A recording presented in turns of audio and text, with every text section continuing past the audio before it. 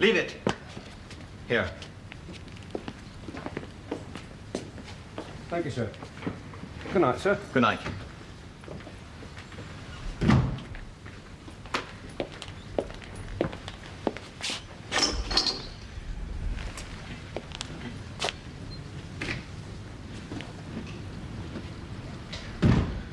Where's your room? Down the hall.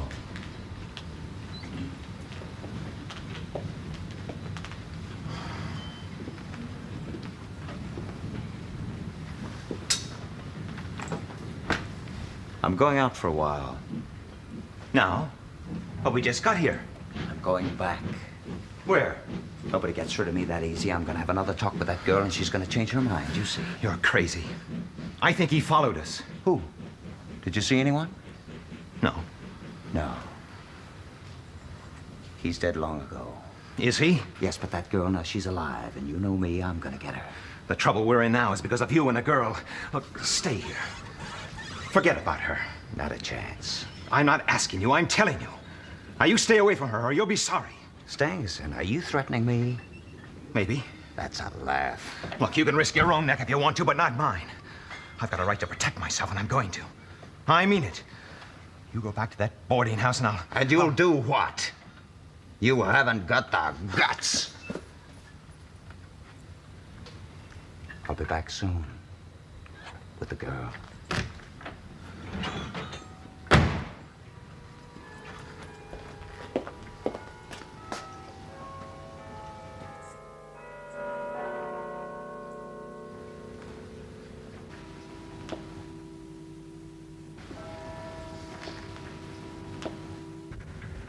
Mr. Drebber.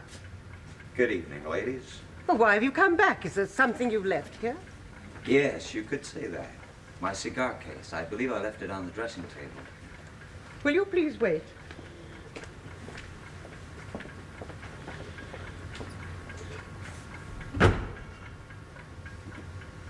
Well, now, Miss Charpentier, are you pleased to see me again? I thought you and Mr. Stangerson had gone to Liverpool. Yeah, we missed our train. I left Stangerson in a hotel near Euston Station. It's comfortable enough as hotels go, but somehow it misses the coziness of this place. I'm going to give you a chance to change your mind. Please don't. Anna, you can pretend to be as high-mighty as you like. That don't fool me any. I'm offering to take you with me, maybe all the way back to Utah. That's if you act real nice and obliging. Mother? Oh, now, what's she got to do with you and me? You're over 21. You don't need anybody else to say so. I like you. I've taken a real fancy to you. We're going to get along just fine. How dare you talk to me in this way? Get out. Get out. Just as soon as I get what I came for. Let me go. My brother is here. If I call him... Oh, you won't do that, sweetheart. Mr. Drebber! Okay, you want money? How much? I'm a rich man. What I take, I pay for. So name your price. Mr. Drebber, you must leave here at once. Sure. But not empty-handed. Ah! Arthur! Come quickly!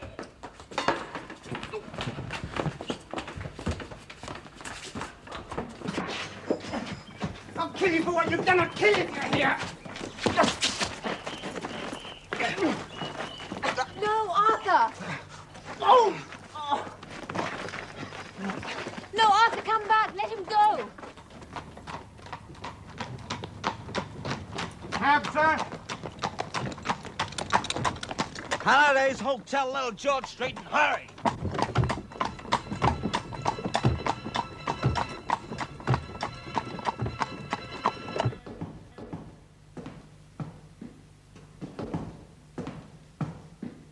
Stangerson!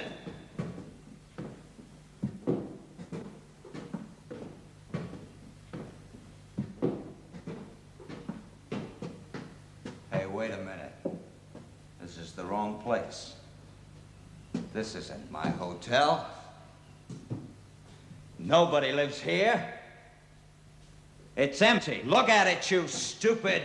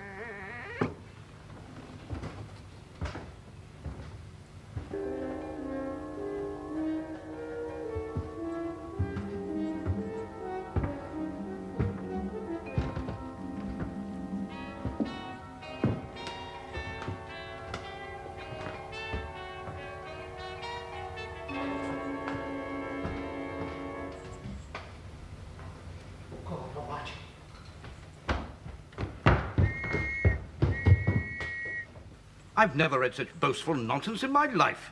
Watson, I find it difficult to eat my breakfast, read my Times, and listen to emotional outbursts all at the same time. I do beg your pardon, Holmes, but really this goes too far.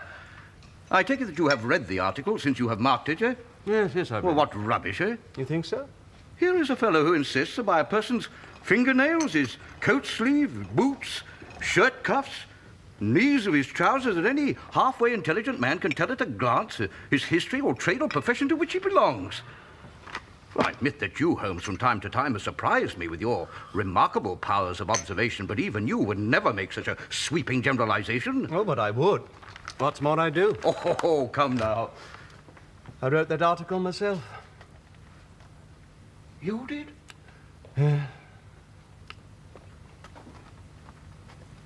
I think you might have said so.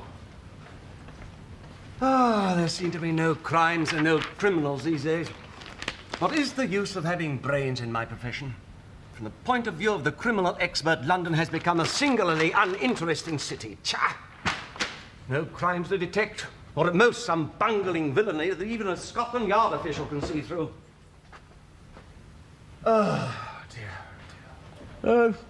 I wonder what that fellow's looking for. What fellow? Here.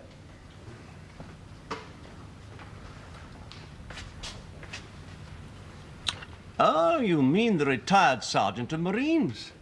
How on earth do you know that? Oh, retired sergeant of Marines. Does something amuse you, Watson? Well, I was thinking that obviously you must know that neither of us is in a position to verify your guess. No.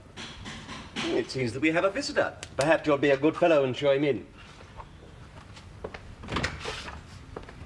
Doctor, would you be kind enough to show the gentleman up, please? Certainly, Doctor. Come this way, will you? Mr. Holmes, sir? From Inspector Gregson, sir. Ah, thank you. There's no answer. Thank you, sir. Just one moment, my man. May I ask what your trade may be? Commissioner, sir. Uniform sent away for repairs. Thank you. Previous there, sir, a sergeant in Her Majesty's Royal Marine Light Infantry. Thank you, sir. How on earth did you deduce that? What? Use what? That he was a retired sergeant of Marines, confound it. Oh, not now, Watson. We are expected at number 3, Lauriston Gardens. Our old friends Inspectors Gregson and Lestrade have need of us. This letter mentions a crime. An unusual crime if both officers have been called in. Get your hat, Watson. Oh, it seems that my complaints of a few moments ago were premature. Lestrade and Gregson have their knives into each other. They're as jealous as a pair of professional beauties. So who knows? There may be some fun. Oh, thank you. Oh, by the way, Watson, about that sergeant of Marines. Yes. From the window, I saw an anchor tattooed on the back of his hand. Now, that smacked of the sea. He had a military carriage and regulation side whiskers. There you have a Marine. Add to that an air of importance and a certain amount of command, and you have... A sergeant. Simple, really. As you say, Watson, it's simple, really.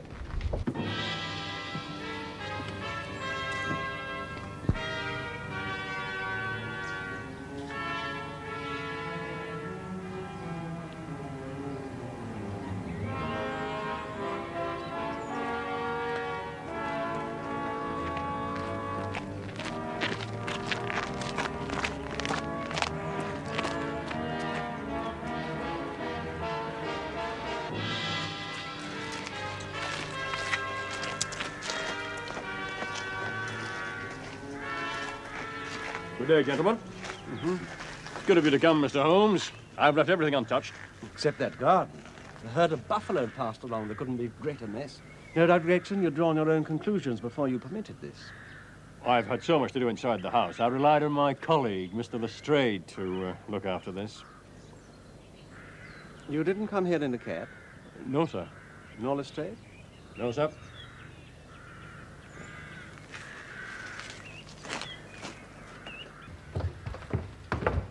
Ah, Mr. Holmes. In this case, of course, quite a stir, sir. Beats anything I've ever seen. And I'm no chicken.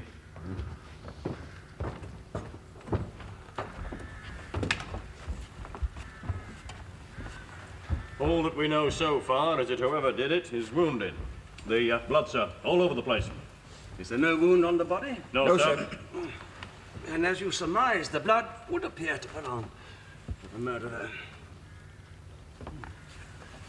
And Jensen died under similar circumstances in Utrecht in '34. Remember the case, Gregson? No, sir. I seem to recall it. Now, read it up. You really should. There's nothing new under the sun. It's all been done before. Watson.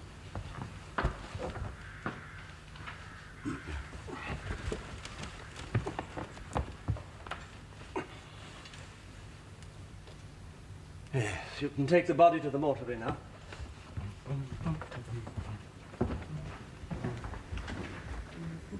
What do you make of that, Mr. Holmes? Written in blood, eh? The question is, what do you make of it? Well, I should say it was done by a murderer. Rach? Yeah, exactly. He was about to write the female name, Rachel, but he was disturbed before he could finish it. You mark my words, Mr. Holmes. When this case is cleared up, you'll find there's a woman named Rachel up to her neck in it somehow. Oh, yes. You can smile, sir. But you'll find the old hound is best when all's said and done. What's that you've got? Cigar ash, Mr. Lestrade. Hello, what's that? Here we are. A woman's wedding ring. You see? I was right. There's been a woman here. You'll find her name was Rachel. Sure, she la femme. He does seem to have a point, Holmes. This complicates matters. Are you sure it doesn't simplify them? What did you find in his pocket? Russian leather card case with cards of Enoch J. Drebber of Cleveland, USA, corresponding with the EJD upon the linen. Hip flask, money, £7 13 shillings, 2 letters, one addressed to E.J. Drebber and one to Joseph Stangerson. At what address? American Exchange, The Strand. They contained steamship tickets. It appears that the deceased and his companion were about to depart for New York. You have made inquiries about Joseph Stangerson? Yes, sir. Nothing so far. And of course, excuse me, you have sent word to Cleveland? I telegraphed this morning for information on both Drebber and Stangerson. Is that all? Also, Well, surely there is a single circumstance on which the whole case could hinge. Will you not telegraph again? I've asked for all the information that I require. But not about the woman, Rachel. Gentlemen, it would be robbing you of credit if I were to presume to help either of you in this case. You are both doing so well now, it'd be a pity for anyone to interfere. But I should like to speak to the constable who found the body. Well, he's off duty now, sir. His name is Rance. You'll find him at 46 Audley Court, Kennington Park Gate. Thank you. Come along, Doctor. We shall pay him a visit. I will tell you this, gentlemen. It may assist you. There has been murder done, and the murderer is a man. He is more than 6 feet tall, in the prime of life, and has small feet for a man of his height. He wore coarse, square-toed boots and smoked a Trichinopoly cigar. His face is florid, and the fingernails of his right hand are remarkably long. He came here with his victim in a two-wheeled cab, which was drawn by a horse with 3 old shoes and 1 new one on its off foreleg. These are just a few indications, but they may assist you. Good day, gentlemen. Mr. Holmes, Yes? you say the man was murdered. If that is so, could you tell us how it was done? Poisoned. Oh, and by the way, Lieutenant, don't waste your time looking for a Miss Rachel. The word Rache is German for revenge.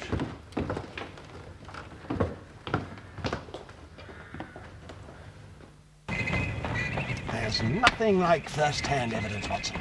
I know a good deal about this case already, but we may as well learn all there is to be learned. You amaze me. No doubt. Well, those particulars that you gave to Mr. Lestrade and to Mr. Gregson, you can't really be so sure. Why not?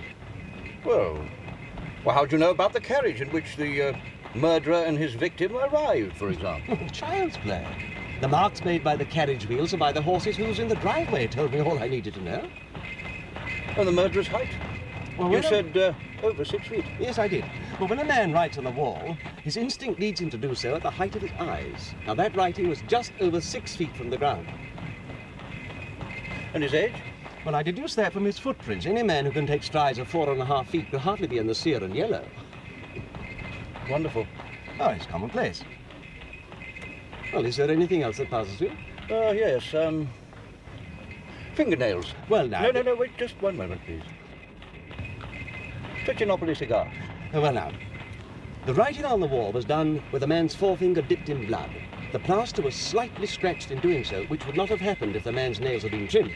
Now, as for the cigar, I can distinguish at a glance the ash of any known tobacco because I've made a special study of it. In fact, I've written a monograph on the subject. Yes. You said the murderer had a florid complexion. Ah, now that was a more daring shot. You must not ask me about that at the present time. We appear to be arriving in Kennington Park Gate. We must make short work of Police Constable Rance. What did you do after you summoned Police Constable Murcher? Well, I went back into the house and I waited for Mr. Gregson to arrive. And was the street empty when Murcher arrived on the scene? Empty? Yes, as good as. Now, what does that mean? Well, I've seen many a drunk man in my time, but not many so crying drunk as that cove. He was at the gate when I came out. A drunkard, you say? And what sort of man was he? Well, like I said, he was an uncommon drunk sort of man. He'd have found himself in the station if we hadn't been so took up. But his face, his clothes, didn't you notice them? Well, he was a long chap with a red face. Florid. What I could see of it, the lower part was muffled round. And what became of it? Well, I moved him on. I had enough to do, what with... Yes. Had he a whip in his hand? A whip, sir? Yes. I'm afraid, Rance, that you will never rise in the force. You might have gained your sergeant's stripes last night if you had arrested that drunkard. Indeed, sir. May I ask how? Because he was the murderer. Come, Watson, or I shall be late for my concert. Good day. Ah, there you are, Mr. Holmes. I was hoping I'd catch you. Oh, is there some news? I thought I'd save you any further trouble. The case is as good as solved. Indeed. You may not remember, but there was a hat lying beside the dead man. Oh, yes, made by John Underwood and Sons, 129 Camberwell Road. What of it? Yes. Well, I've managed to trace him from it to a private boarding establishment. I'm going over there now to make the arrest. Now, ma'am, you are the owner of this establishment? Yes.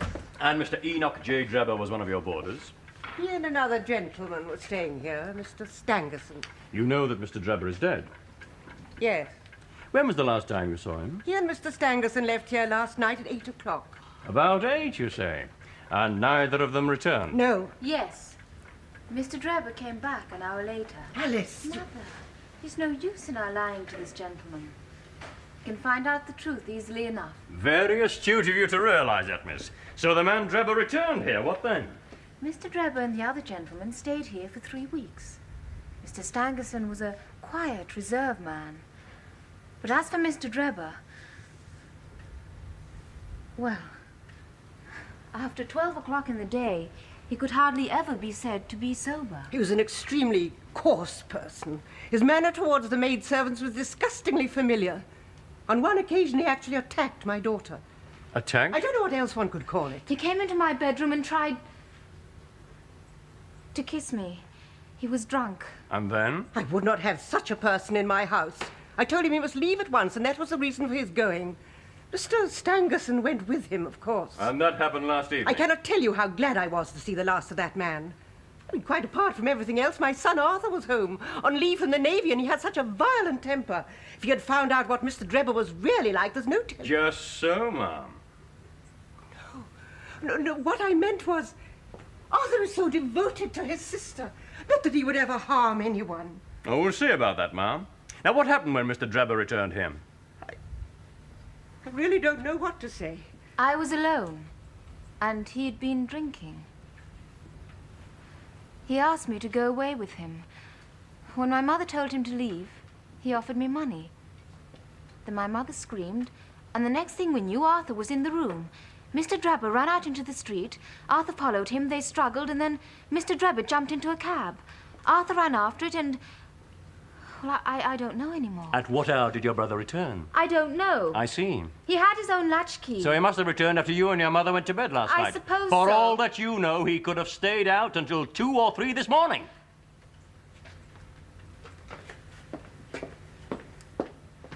Right, Constable. I must ask you for an account of your movements after you left here last night. I've already told this constable. Then tell me, please. You were seen trying to catch up with Mr. Drebber. Well, I didn't. He was in the cab. It was going too fast. I gave up. Go on. Well, I felt too angry to come straight home. I went for a walk. Alone? Yes. Until what hour? I don't know. It must have been after 12 o'clock when I arrived home. A long walk, wouldn't you say? Possibly. I was very angry. Oh, I believe you. Shall I tell you what I believe happened? You caught up with Mr. Drebber. No. You fought with him again, this time somewhere in the vicinity of Lauriston Gardens. With a stick or with your fist. You struck him a blow in the pit of the stomach, perhaps, that would kill him without leaving a mark. Then you dragged the body into the empty house where it was found. The blood, the wedding ring, the writing on the wall, all these were intended to throw the police off the scent. Oh, Arthur, tell him the truth. You didn't kill that man. Say you didn't. Oh, Mother, of course he didn't. How can you think such a thing? I don't know what this is all about. I swear I never saw Drebber again. You must come along with me. Take him in charge, Constable. But he's innocent. All in good time, miss. Constable.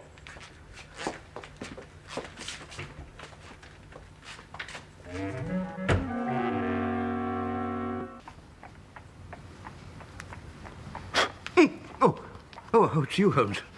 Oh, you quite startled me. This Lauriston Gardens business seems to be preying on your nerves. To tell you the truth, it is rather. I don't know why I should be more case-hardened after my Afghan experiences. Oh, it's understandable. Mystery stimulates the imagination. Where there is no imagination, there is no horror. I dare say. How was the concert? Oh, magnificent. You had no visitors? No. Are you expecting some? Yes. Look in the Lost and Found column. First announcement. I had that advertisement placed in all the evening papers on my way to the concert. Found in the Brixton Road this morning, a plain gold wedding ring. Apply Dr. Watson, 221B Baker Street, after 6 this evening. Forgive me for using your name, Watson. My own might arouse some suspicion. A wedding ring? Why do you think the murderer came back to the house after leaving it? For the ring. Of course. He dropped it while stooping over Drebber's body. After he left the house, he missed it and hurried back, only to find the police in possession thanks to his own folly in not putting out that candle. Why, of course, the ring. Why else would he return and risk capture? Well, you think he will read that? Watson, put yourself in his position. It must have occurred to him that he could have dropped the ring in the street after leaving the house. Well, naturally, he will look in the Lost and Found columns. He will come. We shall see him within the hour. You had better load your service revolver, Watson. I hope to take him unawares, but it's as well to be ready for anything. Yes, of course. One can't be too careful. No.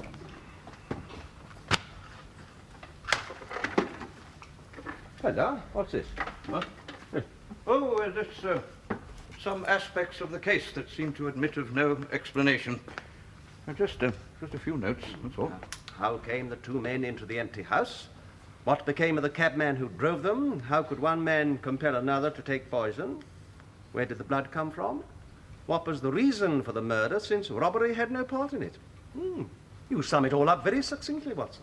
It's very good of you to say so, Holmes. I just tried to while away an hour or two. Well, now, I'm ready. Admirable. And I believe not a moment too soon. Our man has certainly wasted no time. Watson, just sit down and try to look as natural as possible. By the way, did a telegram come while I was out? What? Telegram. No. Oh. Why? I sent a message to Cleveland requesting a certain item of information. Huh? Yes. Well, what sort of information? The name of the murderer. The name of the murder? Come in.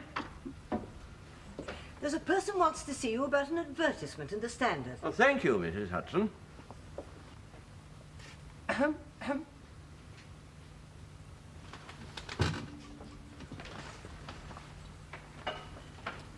Yes, madam, and what can we do for you? Begging your pardon, good gentlemen, it's this as I've come about. It's a gold wedding ring in the Brixton Road.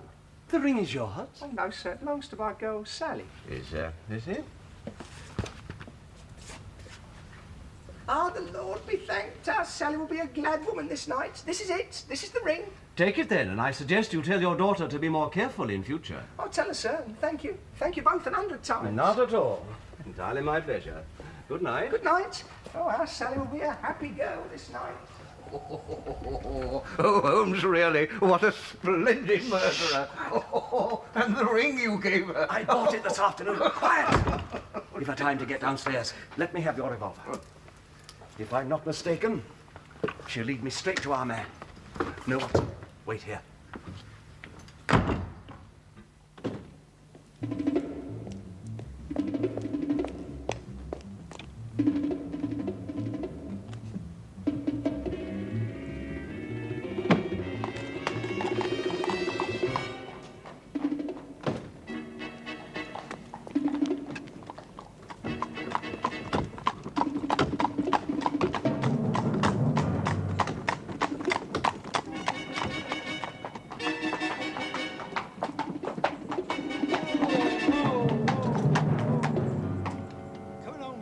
Out you get with it, Houndsditch. This is where you... She's gone. But she can't be. She...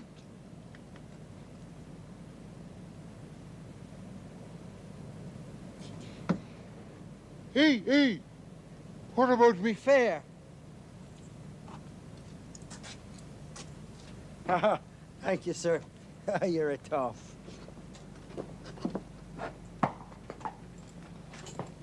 Come on, then. Get up, then. Jumped out? Holmes, it's impossible.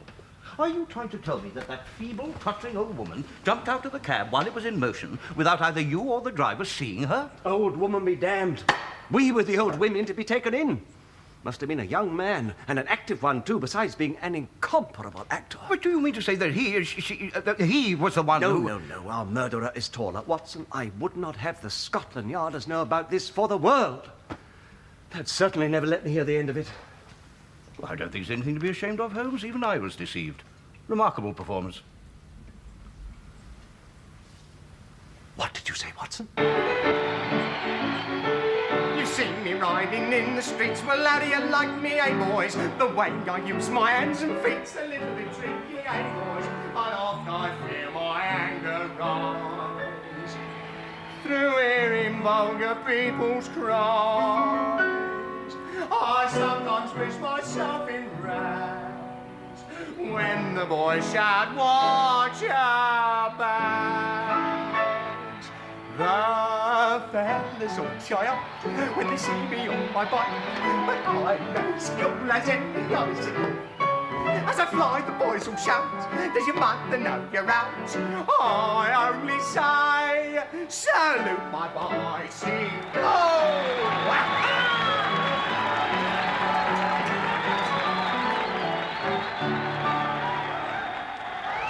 I have a word with you, Mr.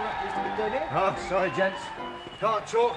I've got to do my change for the finale. I shall not detain you long. No, you're not going to detain me at all, Governor. Look, why do you come round after the performance, eh? What I have to say concerns a wedding ring. Hello. You two still here? The ring you gave me earlier this evening. Well, I don't know anything about a ring. Here, who let you back here anyway? You came to number 221B Baker Street. What are you talking about?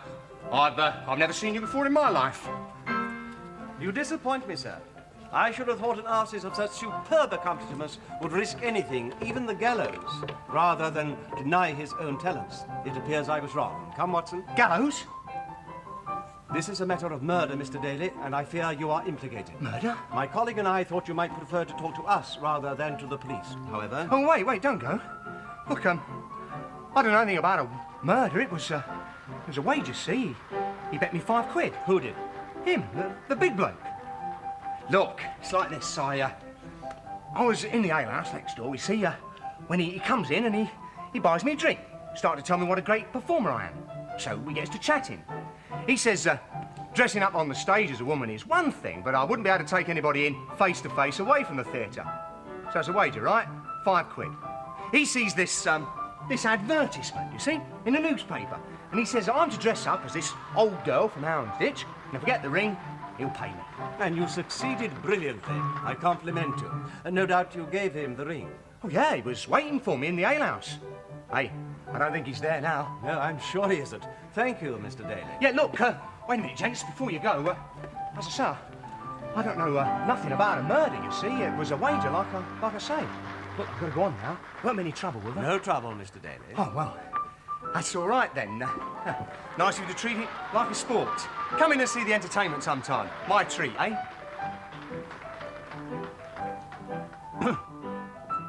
You never asked him what the man looked like. I know what he looks like. And tomorrow I shall know his name. Our difficulty will lie in finding him. It's strange, isn't it? Whilst we're seeking one murderer, Gregson has his choice under lock and key, and Lestrade is seeking a third. You mean the secretary, Yeah. Stangerson? Yeah. Perhaps he's found him already. Perhaps. Makes no difference. Stangerson is unimportant.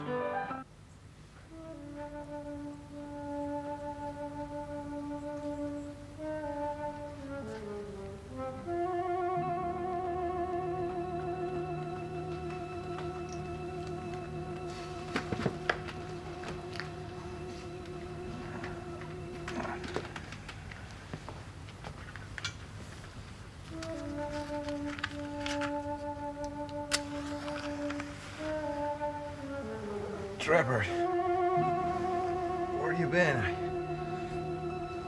I waited up for you.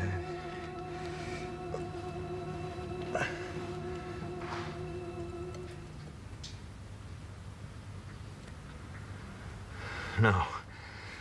No. No. You must be the gentleman he said he was expecting. Been waiting for you since yesterday. Is this the room? Yes, sir.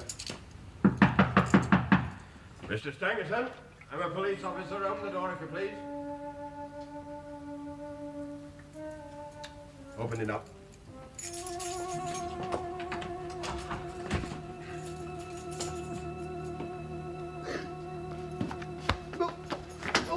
Catch him! Don't let him get away!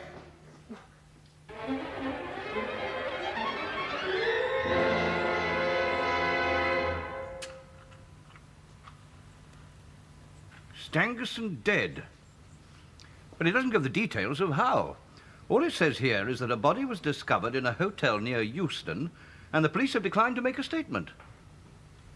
Do you think it could have been suicide? Hardly. Otherwise, Lestrade would have been here at cockcrow, boasting that the murderer is dead and the case closed. No, you may be sure that this is another murder. Why have you not been sent for? Oh, patience, Watson. Give Lestrade time to lick his wounds. After all, his murderer has turned into a victim. Gregson has made an even worse blunder. He's arrested someone who was innocent. But they'll both be here. Give them time. Is that the message you expected? Yes. It arrived late last night. The plot thickens. The man we are after appears to be a Mr. Jefferson Hope, an American, of course, like his victims. What on earth? I should say it's the Baker Street Division of the Detective Police Force. Yes, sir, it is. Good heavens alive! Your place. I do not please. 10, Chan! Keep take off my candle. Wiggins, in future, unless I tell you otherwise, you will come up here alone to report. The rest of you must wait in the street. Now, Wiggins, have you found it? No, sir, we ain't. I hardly expected you would, not so easily, but you must keep on until you do. Now, here are your wages. Oh, thanks, Gav. Thanks. No. So, Gav. Now, be off. And come back with a better report next time. Righto, Gov, let's go. Come on.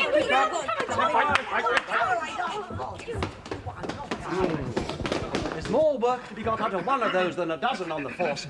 Gentlemen, we've been expecting you. Come in. Now we shall have some news with a vengeance. Mr. Holmes, the man Stangerson is dead, murdered. That I surmised. Poisoned, no doubt. No, Mr. Holmes, he was stabbed to death. Stabbed? And written on the wall of the hotel room was that word. Yes, was the word Racker in letters of blood, I know. You know, Lestrade, I'd have given a month's money to have seen your face when you walked into that room and saw the body. You were that sure that it was he that had killed Drebber. Yeah, well, at least I didn't put the wrong man under arrest, Gregson. Now, look, Lestrade, I'm warning you. Mr. Holmes, you're a witness. I am witness to the most infernal squabbling. Gentlemen, stop this childishness at once. Lestrade, you say the man Stangerson was stabbed? Yes, he was. What did you find in the room? Oh, nothing out of the way. Yes, there was this telegram in the dead man's pocket, sent from Cleveland a month ago. Thank you. J.H. is in Europe. As you can see, it's unsigned. What else did you find? Well, the motive wasn't robbery. There was over £80 in the dead man's purse. There was his personal belongings, Yes. a novel lying beside the bed, his pipe on a chair, a small box containing a couple of pills, and a glass of water. Thank you, Lestrade. You have provided me with the last link. My case is complete. Those pills. But Those pills. Could you lay your hands upon those pills? Yes, I've got them with me. I was taking them with the other things to the police station. Thank you. Doctor. Now, what do you make of these? One can hardly judge the properties of a pill by its appearance. However, I should imagine from their lightness and transparency that they're soluble in water. Precisely, sir. What's so special about a couple of pills? Everybody takes pills. I take them for me liver. I doubt if these would benefit your liver, Lestrade, or your health in general. You mean they're poison? He said Drebber was poisoned. Hey, Mr. Holmes. No, you're destroying valuable evidence. Those pills have got to be sent for analysis. I have all the necessary equipment to make my own analysis here and now. You are at liberty to take half of each of these pills and give them to your chemists or whoever you please. Gentlemen, do be seated. I shall be occupied for perhaps an hour.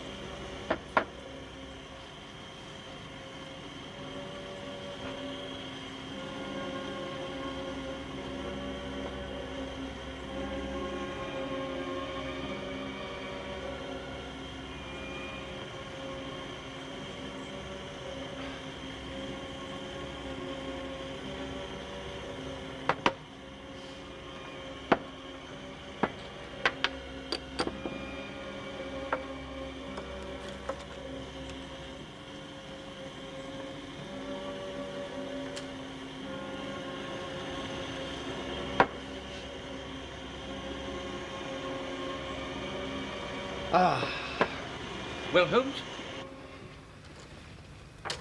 I confess that for a moment I thought I had blundered. One of those pills is perfectly harmless. The other, however, contains a most deadly poison. But why should one be harmless and the other one not? What the devil does it matter? Look, Mr. Holmes, I'm sure we're all very impressed with your cleverness, but you said your case was complete.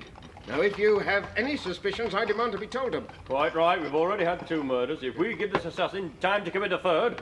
You can set your minds at rest on that score. There will be no more murders. Come in. If you please, sir. What is it, Wicked? I have the cab downstairs, sir. Good boy. Tell the driver he is to come up. I shall need help with my boxes. Holmes, are you going on a journey?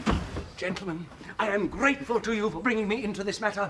Otherwise, I should have missed the finest study I ever came across. The scarlet thread of murder running through the colourless skein of life.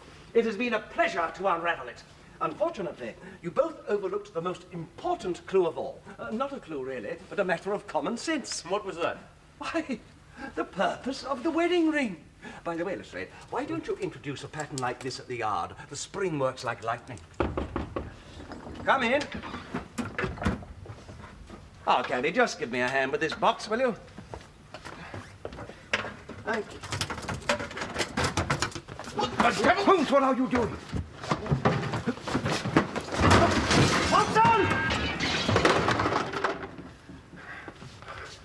Gentlemen, allow me to introduce you to Mr. Jefferson Hope, the murderer of Enoch Drebber and Joseph Stangerson.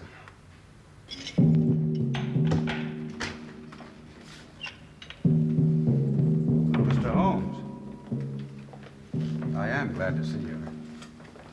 I trust you will pardon my lack of self-control a few hours ago. A perfectly natural reaction, Mr. Hope. You know, if there was a vacancy for chief of police, I think you'd be just the man for the job. The way you kept on my trail was really something. It wasn't very difficult. All the circumstances pointed to the culprit being a cab driver or someone disguised as one. I simply told some street Arabs to go around the cab stands asking for a driver named Jefferson Hope, saying there was a fare waiting for him. They were not to give my address, of course, merely to lead him there. I wasn't pretending to be a cabbie, Mr. Holmes. I took the job because I needed the work. And who better than a cab driver for dogging a man's footsteps wherever he went in London? London? I followed Drebber and Stangerson for more than a year. And over 2 continents. But why? No, Watson. We mustn't lead Mr. Hope into making admissions that could prejudice his trial. I'm not going to stand trial. But you surely don't mean... No. I'm not thinking of suicide. I have a heart condition. They call it an aortic aneurysm. I saw a doctor last week. He told me I've been living on borrowed time for months. I think it was only the hope of catching up with Drebber and Stangerson that kept me going. Well, now it's finished. Even so, you'd better not say anything more. No, I want to. I wouldn't like to be remembered as a common cutthroat. I was in love with a girl back in Utah. Drebber wanted her. He offered her money. Then he threatened her. When that failed, he waited till I was away prospecting, and he and Stangerson abducted her.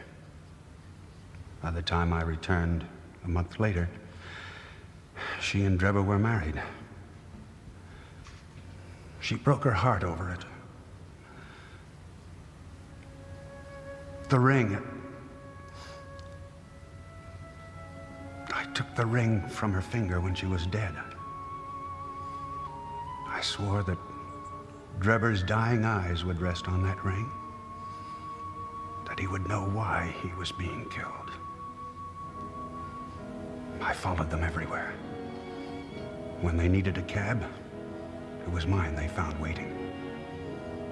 I was the one who picked up Drebber when he came out of that boarding house. Gave me the address of a hotel near Euston. That's how I knew where to find Stangerson. He was so drunk, all I had to do was drive him straight to that empty house in Lauriston Gardens.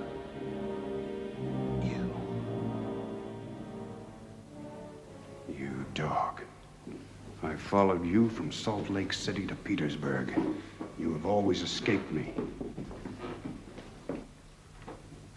What do you want? Punishment has caught up with you at last. One of us will not see the morning sunrise. You wouldn't murder me. There is no murder. Let the High God choose between us. Choose and eat.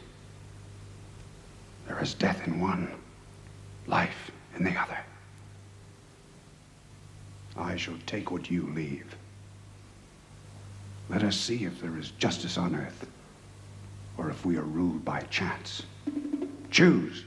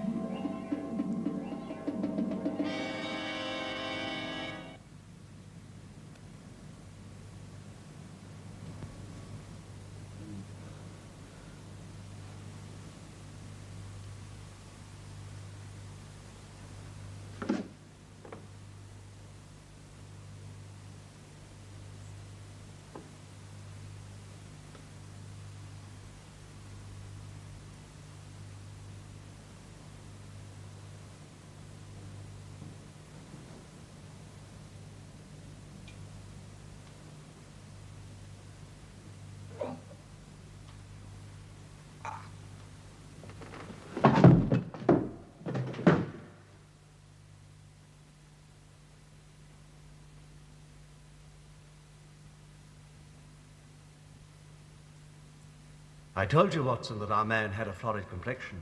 There had been no struggle, and yet there was blood by the body and elsewhere. A nosebleed seemed to be the most likely cause.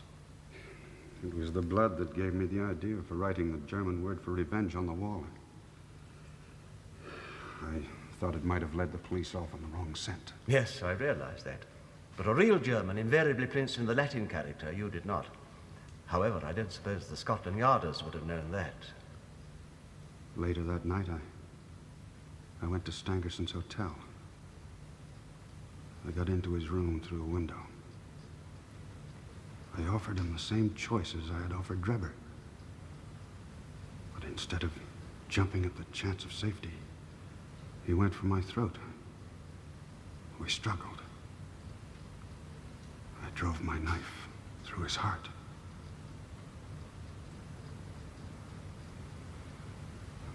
I have no regrets, Mr. Holmes.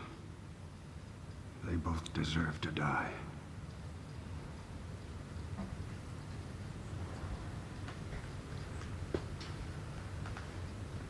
Do you believe I am a murderer?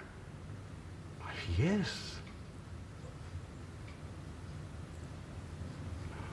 There we differ. There was no murder, Mr. Holmes. I executed them.